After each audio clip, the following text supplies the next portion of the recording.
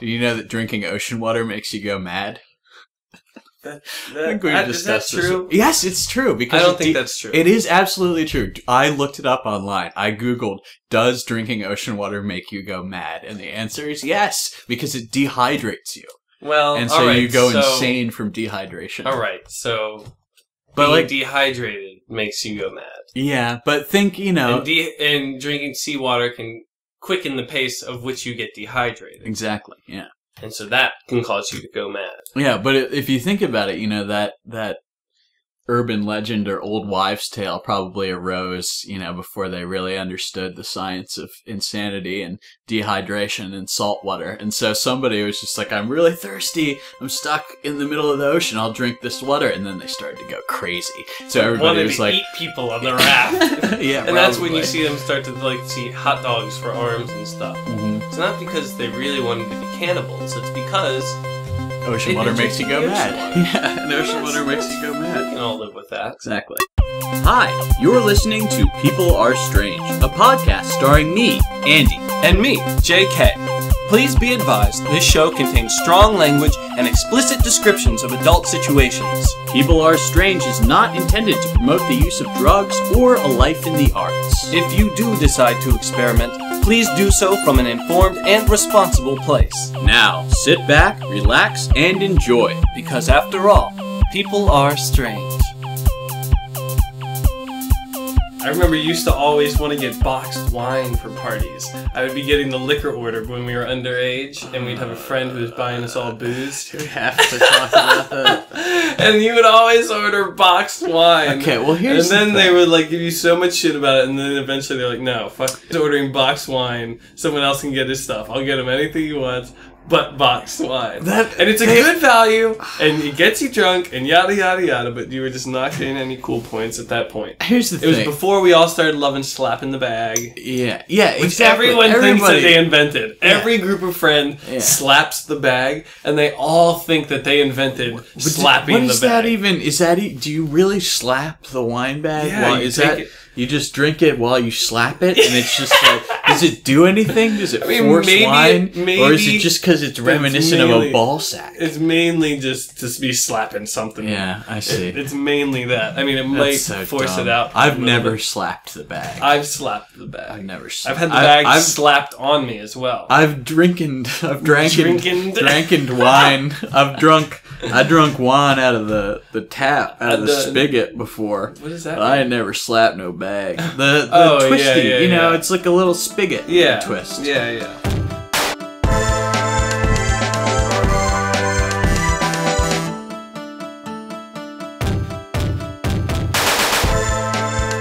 I've always felt like art is the best way to communicate ideas to people that otherwise they don't want to listen to. Because it's like, how do you change someone's mind when they're really, really deeply wrong? Like, how do you change someone's mind when they're like a conservative, born and raised Catholic, totally homophobic and anti-anything fun, just anti-masturbation, anti-sex before marriage, anti-any sort of bisexuality, transgenderism. Like, how do you change that person's mind? It's like the only way I can really think to maybe worm your way in and slowly start to pick away at that is through art. Well, sure, but here's the thing.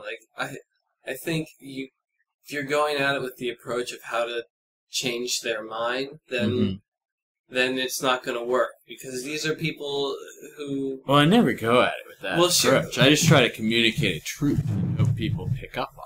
Yeah. That's never behind, it's always in the back of my mind, but these people want to be... Really, you put art out there for people who are already on that wavelength and just are trying to pick up on it with other people. Sure, but everyone wants to be heard. Yeah. Everyone's got a story worth telling. Every perspective is valid. Mm-hmm. It comes from a place, a history, based on location, based on family, based on upbringing. Right. And so there's a reason why that perspective exists. Uh-huh. And it's worth listening to what they have to say. Yeah, each individual has a worthwhile story. Sure. Yeah. And people will be much more willing to hear what you have to say if you're willing to listen to what they have to say. Everyone gets into a big shouting match and a big competition trying to change the other person's mind or just saying that they're right.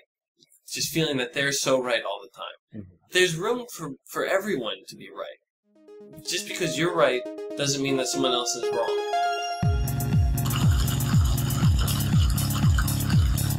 Life without the arts. And dude, I had life without the arts after college. Did I ask you that? Yeah, dude. And it stunk, and I had to do it. A lot of people have to give it up. Well, yeah, because it's tough. It's challenging, and like, a lot of people could act. A lot of people can act if they just like have the confidence and the relaxation to do it. But like the ability to like commit to the grind of making and cutting yourself out a career in it is what forces a lot of people out. Yeah, and that's what I'm talking about when it's like playing life on hard, you know, because it's not easy. But like it makes it more rewarding than just like working at like a cubicle fucking processing. You know, no offense, like whatever you do to make your living, by all means. So like, I mean, I step in dog shit at my current job. I fucking break my back all day, but it's what I have to do to, you know, put money in the bank for now. But, you know, in my other time, I'm working on my profession. Yeah. That's a good way to think about it. I think they say, like, you work 8 hours a day, you sleep 8 hours, and the other 8 hours determines your success. If you're lucky, you fucking sleep 8 hours. Yeah. That's the thing. People are overworked, man. I am, man. We talked about it. Fucking overcomplicated system, overworked. There's no wonder kids aren't being able to be raised proper. That's a good thing about doing art. I think that's like the purpose of art, is you can sort of like communicate these ideas to people that they wouldn't otherwise listen to. You know, like if you make a joke about that's one of the great things about like religion. Well, that's one of the great things about comedy is like you're allowed to like say things that you wouldn't be able to say in other contexts. And like that's what we were talking about before too, about, you know, somewhat the arts needing to have some responsibility for like the material they're putting out there. And like, you know, granted there's different contexts for things, but like you can put out more stimulating and like educational stuff. It all doesn't have to just be like Twilight, you know. But really, I mean, and there's room for different stuff too. Yeah, well, really good art. What, for me at least, mainly differentiates between good art and bad art is how authentic it is, you know? Yeah. Like how real. Whatever your style. And it doesn't mean that it can't have like crazy shit happening in it. Like, you know, it can totally be like some fucking, you know, insane sci-fi world, but like if it just feels real, that's okay. You know, once it starts to feel fake, like once a lot of problems with a lot of like television shows these days, like I don't know, a lot of sitcoms and like Doctor Who, is they start to lose their authenticity because they get really cheesy, and their like core cult audience like feeds off that. They're like, oh, I love it when the characters act the way that I want them to, that they've always acted, but like. And then if they try to like change stuff, there's like an uproar. You know, when they killed Superman, it was like everyone's like, "You can't fucking kill Superman," you know. And like every time that happens, like the comic books are infamous for this. At one point, they made Green Lantern go insane and kill all the other like Green Lanterns, and then everyone was like, "No, you can't do that." So they were like, "Oops, never mind. It wasn't him. It was this evil spirit inhabiting his body, and he comes back to life." They just do that. They're just like, "Oh, this is what the fans want." Apparently there's like a big swingers culture around here that's like totally undercover, where they're like there's like clues that like let you in on it, houses that have white landscaping rocks, like supposedly are supposed to be places where parties go down. There's clubs and places where these swinging couples meet. How far away from like here? Not far. Oh man, not far. We should figure out those clues and show up. I mean, it's probably going to be a bunch of shoulder. I think you need to bring like a woman with you. Dude, there's tons of nudist colonies around here it's too. not just like there's a bunch of nudist places. I know about that. I wonder what it would be like to go there. So I was picturing like an Eyes Wide Shut sort of deal. I don't get the reference. I haven't really seen the movie. In Eyes Wide Shut, Tom Cruise discovers this God, house. you fucking love Tom Cruise. I don't. That's a famous Stanley You Kubrick love movie. Tom I do not Cruise love Tom so Cruise much. I You want him to call you Maverick or whatever. That is not true. I've never even seen that film, I so don't either. which is a shame because it's supposed to be really good. I happen to really like Vanilla Sky, and I want to see that new movie where he travels back in time. Where And it's like you like Groundhog this other Day. one. Well, I mean, Eyes Wide Shut is like a fucking famous love Stanley him. Kubrick film. It's You do have Scientology in your family. Too. oh, Jesus. That has nothing to do with it. I wanted to talk about sandals. Oh yeah. And we were talking about flip-flops and reminiscing on flip-flops. Wearing shitty flip-flops. And I had gone so long without a pair, and I finally got a pair. Mm-hmm. And you had gone so long with these just like cheap, flimsy plastic ones. Well, yeah, that what I was were saying just- earlier is that I have gone the past 4 years buying like $2 plastic girls flip-flops from Target and Kmart. What do you mean, girls flip-flops? Well, they're usually in the women's section, but they're like, I mean, nothing what size really. do you wear in women's shoes? Like a 15? Probably. Well, they're sized in men's sizes too. I mean, Are you sure they're not just? I'm pretty sure I men's bought these from the shoes? women's section. Well, I guess really they're gender neutral flip-flops. I'm being really. They're just hunks segregationist of plastic that Yeah, they're squeeze really between cheap your flip-flops. toes when Yeah. you walk. But you know, they have like little like flower designs on them usually, which is Is it why like I Hawaiian, say or- I guess Hawaiian flip flops. But they're like the shitty like styrofoam Makalaka. plastic ones that after like 4 months of wearing, they go from being, you know, an inch, well, I don't know, 3/4 of an inch thick to like 1/10 of an inch thick, and you're just walking on this compressed Step on a rock piece and it of just foam. goes right Yeah. into your foot. Ugh. I didn't realize what I was doing until I walked down my gravel driveway one day to get the drugs that had been sent to me in the mail. What? The legal drugs that Oh, had been sent to me in the mail. That's good to The clarify. Indian herbs. But yeah, so from you Thailand. finally upgraded. One, you bought a pair, and then you got like a hand-me-down pair from this 14-year-old kid who has Yeah. much bigger feet Uh-huh. that were very expensive, good flip-flops. Yeah. And we were talking about how they have this little wavy thing in them Yeah.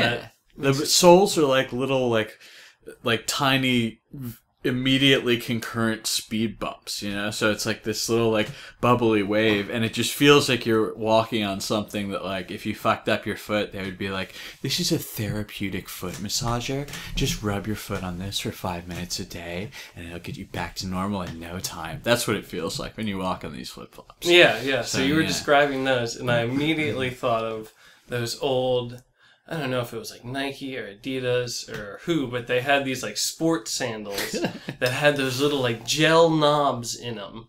The whole thing was okay. lined with them, and they were like, "Ooh, it's like a super massagey surface for your foot." Mm-hmm. But it was like. And at first, you might be able to wear them and get away with it, but I would have swim team early in the morning, so I'd get out of bed, and I'd have to throw these sandals on. And it was like having tons of little needles stabbed into my foot. It wasn't even like a little acupuncture shoot. It was just like all these needles just like being driven into my foot, like little nails. And I had How to- long did you continue to wear the flip-flops after so they long. became needles? So And long. did you ever say anything like, Well, I mean, Mom, my I flip-flops feel wanted like these needles? flip-flops like so bad because everyone else had these flip-flops. It Like, was a point of pride. everyone had I these see. flip-flops. I see. And so it was like, these were the cool things to have. And it's not like they're going to just get me new shoes all the time when I haven't outgrown them. I mean, I didn't just have money like that where it was just new shoes around the clock. Oh, yeah, man. So I had to have a reason How old why. were you? Oh, I mean, well, I was doing swim team, so I don't know. Rough age. Middle school, 12, school, 12 elementary years old. school, 10 to 12. something like that. So, Uh, And so you endured months and months of needles in your feet. God, possibly so long. Even a year. And like I would wake up early in the morning and my feet would be all little kid soft and just so ready to start the day, and I'd have to jump on these fucking daggers and then dive into this freezing cold pool and then get back on. So many easy ways out of that. You just ignored them because of your pride.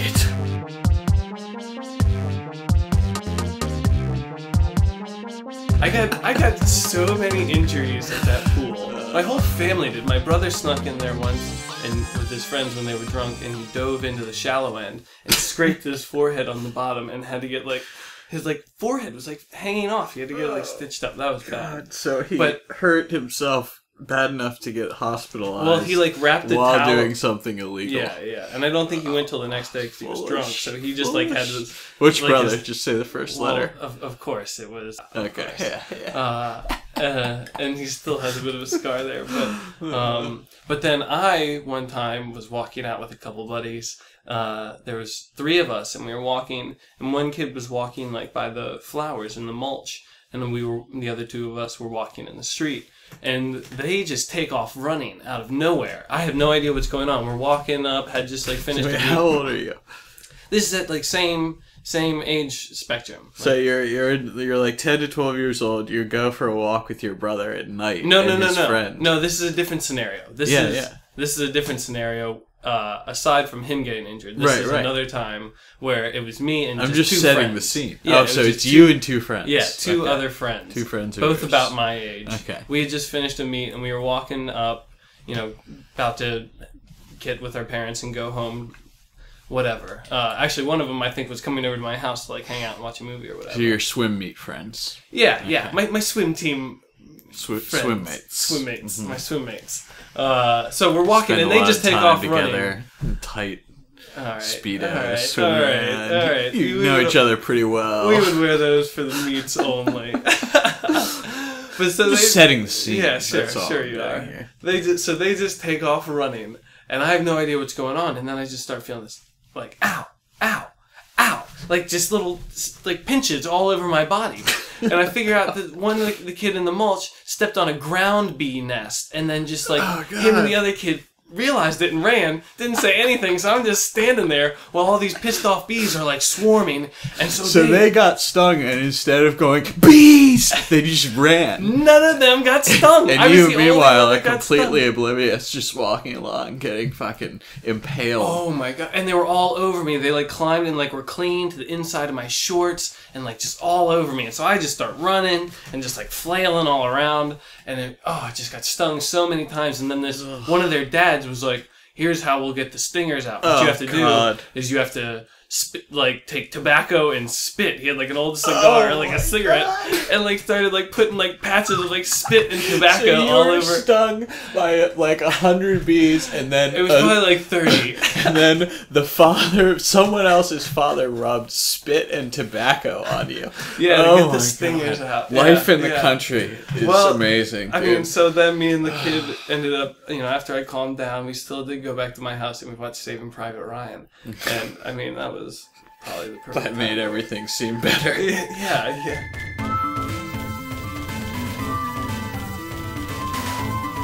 But that wasn't even the worst injury that I got there. The last injury that was significant that I got there was when it was after practice and I was waiting for my ride to come. So this is really just about the cursed swimming pool that has plagued you and your family for generations. Yeah. Really just this one solid chunk of years that got us all real good.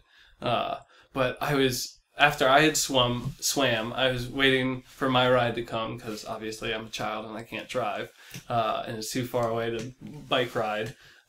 So I meet up with another kid who lives in that neighborhood. Let's call him the arsonist. You meet up with a friend who you've nicknamed the arsonist after swim meet. Now, is he on swim team with you? No, he wasn't. Okay. He just lived in the neighborhood. So you just went to chill with the arsonist after swim meet. Yeah, because sometimes he would hang around and, kids would be down there for practice and he wasn't on the team. But So I met up with him and went back to his place and we were hanging out or whatever. And then we were going to get his bike to ride that back down to the pool. And his dad was like, "All right, now you guys got to wear this helmet. And no, at this time, like, parents didn't tell kids to wear helmets. You're like 12 years old, Something and you're like too that. cool to wear a helmet. Well, yeah, but like, and kids, especially if a parent's going to tell you. well, yeah, but like, parents didn't used to tell kids to wear helmets. Like, that was like just starting to happen. Like when we were growing up. Like, we had some helmets, some of those like big white styrofoam helmets, but like kids didn't really wear helmets a lot. That like just started to happen later on in our childhood. So I was like, wear a helmet? Like, what? This is the first time I've ever heard that. Like, that's ridiculous. Lame. And so the arsonist was like, yes, of course, we'll wear the helmet. Yeah. So we get on The arsonist said, yeah, we'll wear the helmet. So we get on the bike. Okay, arsonist. And we like said get your mom. right across. Patted him on the head. Here's your matches. Go on. Head to the pool. Lots of water. Yep. It's safer there. And so we go on out the door and we get like around the corner. He's like, yeah, screw this. We're not wearing this helmet. We toss it in the bushes.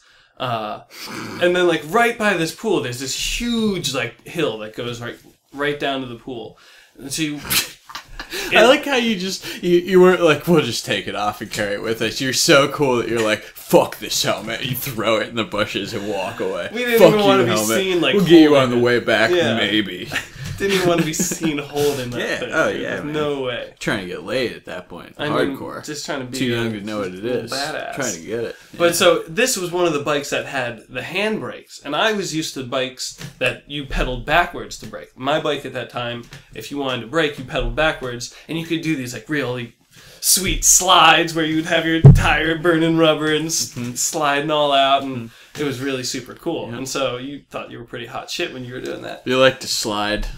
I remember you once encouraged me to do donuts in a parking lot to the point where I was almost arrested, but go on.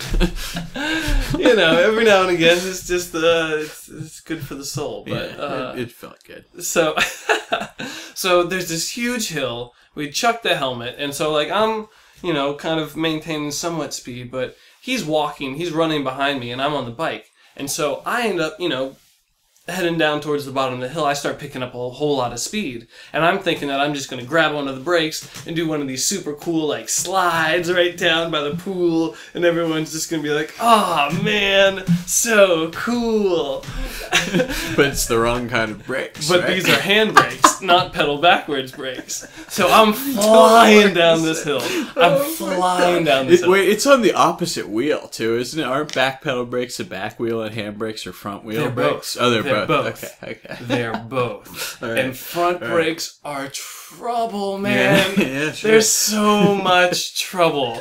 So I'm flying down this hill, and I grab onto the handbrakes as hard as I can, just thinking I'm going to go into a nice controlled skid and just burn all this little nice rubber down there and have a real cool show for everyone. Instead, the bike just stops.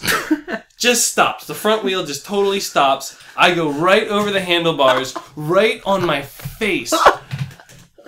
And that's it. Like, I'm just out. I'm just out cold. Were you on? Did you go into dirt or did you like? No, or is it like right on the road, on the concrete. I come to like a couple seconds later, and I'm like standing up, like right above this like pool of blood, right like near the handlebars, where obviously like my face smacked into the ground, that's and like this awful. lady in a minivan is like, "Oh my goodness, are you okay?" Yeah, that's all I can think and about she is the handed me- people at the pool who just see this 12-year-old redheaded kid riding down the hill So fast, fast. thinking he's so awesome, and then just fucking flying Right head first onto my into face. the. Oh man! Right God, onto my it's face. so unfortunate that was before the age of YouTube. You could be a star. Oh my God, You dude. could have made like 10 grand. off I that didn't video. get my hands up or anything. I went and ate the pavement, and I stood up, and there's this. Like, Did pool you of actually blood. knock yourself unconscious? I like was out. Like I came to, and I Explains a lot. like the woman was standing there with like a wet nap, handing it to me. I had like blood dripping off my face, and the kid, the arsonist, who was at the top of the hill,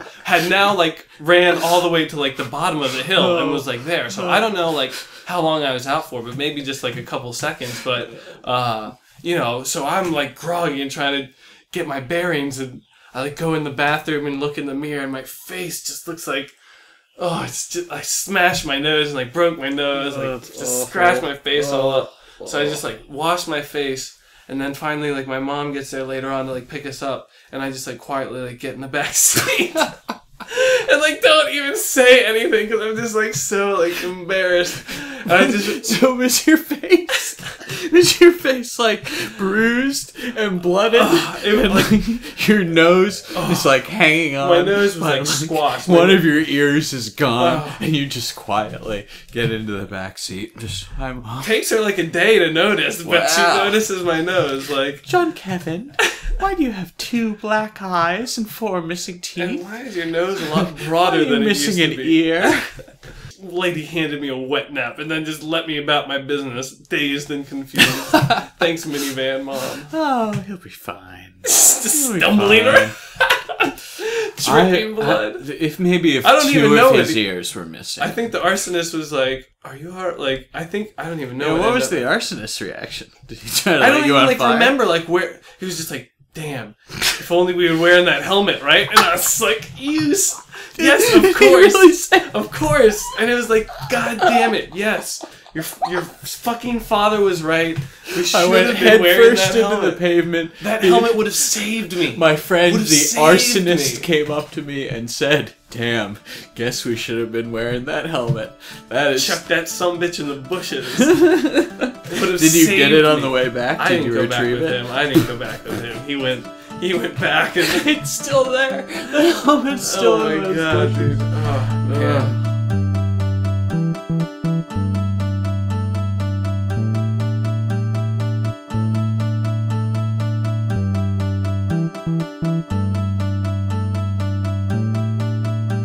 Improv is completely purely this when it's working right, but like you search for these like real moments, like these moments of like struggle. Like the audience loves to like see the actor, the performer, with his back up against the wall and have to pull the rabbit out of the hat. And like when it works, there's all that tension there, there's all that suspense there, and it's a real moment of like breakthrough and connection. Like improv is all about listening and connecting with your scene partner. Like if you're just up there doing your own thing, it doesn't work.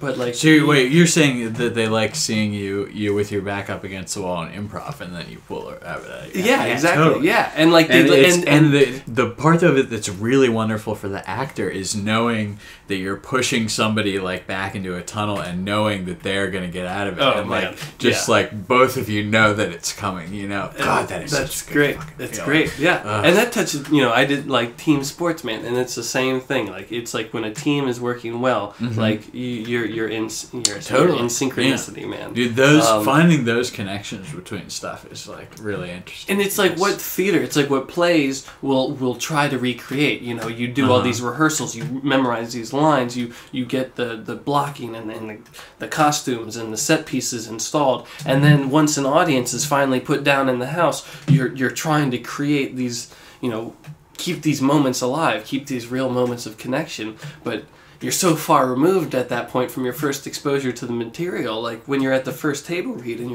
you're seeing it for the first time and you're having these immediate kind of responses to it, And so that's the challenge as the actor, is keeping that fresh, but like, and the challenge as the director and to give them the opportunity to do it. You feel like it's better the first time you read a script? Well, in some ways, but it depends. It depends on the performer. It depends on the actor as well. But like for a person with a background in improv who's kind of willing to follow it and go with the impulses, but my point is just like that's what they try to go for. They try to like recreate these kind of real moments where if you're doing improv, like all that is real moments.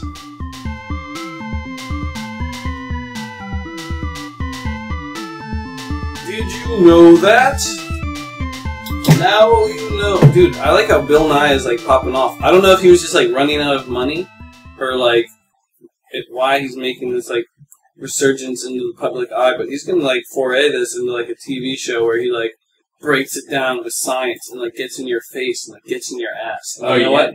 I'm totally for that. I'm like totally for like another smart like science. I love science, dude. I freaking just love it so much. I love smart people like figuring out things about the world and doing projects for a greater good. I just love it. I love it. I love knowledge, information. and I love science. Thank you for joining us for People Are Strange. If you enjoyed the show, please like us on Facebook. Subscribe to our YouTube channel. Email us, andyandjk@gmail.com. And most importantly, tell your friends. I'm Andy. And I'm JK. Be sure to check back with us next week for another exciting new episode of People Are Strange.